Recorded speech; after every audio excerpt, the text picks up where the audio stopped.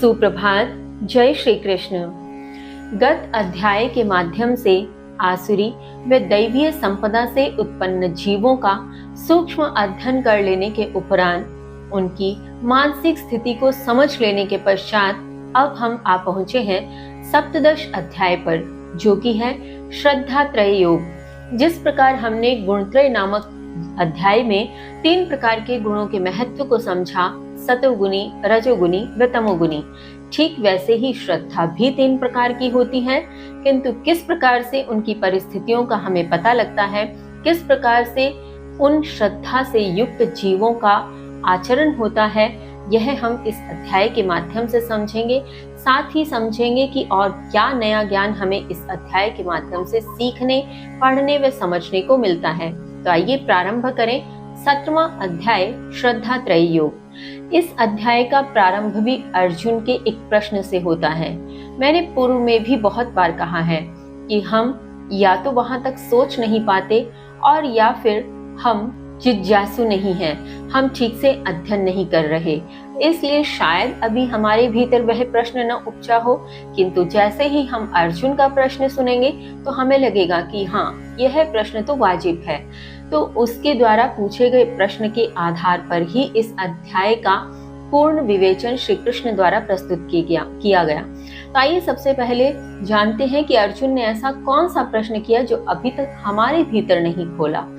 तो इस अध्याय का प्रारंभ अर्जुन के एक प्रश्न के साथ, श्लोक संख्या 1। अर्जुन उवाच, ये शास्त्र विधिम उत्सृज्य यजन्ते श्रद्धया अन्विताः तेषां निष्ठा तु का कृष्णा सत्वं आहो रजस्तमः सत्वं आहो रजस्तमः। अर्जुन ने कहा, हे कृष्ण, जो शास्त्र विधि त्याग कर श्रद्धा से युक्त होकर पूजा करते हैं, लेकिन फिर उनकी निष्ठा कौन सी है, सतोगुनी, रजोगुनी अथवा तमोगुनी? भावार्थ, यहाँ अब अर्जुन श्री कृष्ण से पूछना चाह रहे हैं। वे पूछते हैं कि हे कृष्ण, माना कि शास्त्रीय विधि का त्याग किया किसी जीव ने, किंतु शास्त्रीय विधि का त्याग करने के उपरांत भी यदि वह श्रद्धा से युक्त होकर पूजा कर रहा है, उसके भीतर श्रद्धा का भाव है, तो फिर ऐसे जीवों की निष्ठा कौन सी कहलाएगी? सतोगुनी कहलाएगी, रजोगुनी कहलाएगी अथवा तमोगुनी कहलाएगी? यह प्रश्न कितना सटीक है, इसका अंदाजा आप आज के समय में भी चल रहे उस लोकोक्ति से, उस कथन से लगाइए कि आज के समय में भी कहा जाता है कि भगवान तो भाव के भूखे होते हैं, श्रद्धा के भूखे होते हैं, नियम इत्यादि विधियों की उनको कोई आवश्यकता नहीं होती। तो जब आज के समय में भी इस प्रकार के कथन मौजूद हैं, आज के समय में भी हमारे और आपके द्वारा इस प्रकार की बातें कही जाती हैं, तो सोचिए अर्जुन ने तो उस समय यह प्रश्न कर डाला, तो कितना संजीदा और कितना सटीक प्रश्न है। तो आइए हम भी इसी प्रश्न का, इस कथन का मर्म समझने का प्रयत्न करते हैं कि क्या श्रद्धा से युक्त होकर किंतु शास्त्रीय विधि का त्याग करें तो वह पूजन होगा अथवा नहीं, और अगर होगा तो कौन सा गुण उसे माना जाएगा, सतोगुण, रजोगुण अथवा तमोगुण?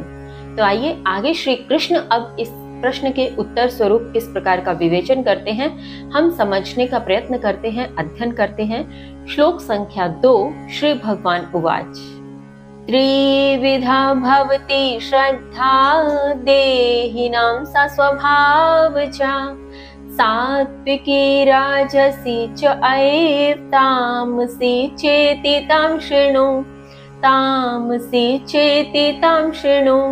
श्री भगवान अर्थात श्री कृष्ण ने कहा, मनुष्यों के स्वभाव से उत्पन्न वह श्रद्धा 3 प्रकार की होती है, सात्विकी, राजसी और तामसी। उनको इस प्रकार सुनो।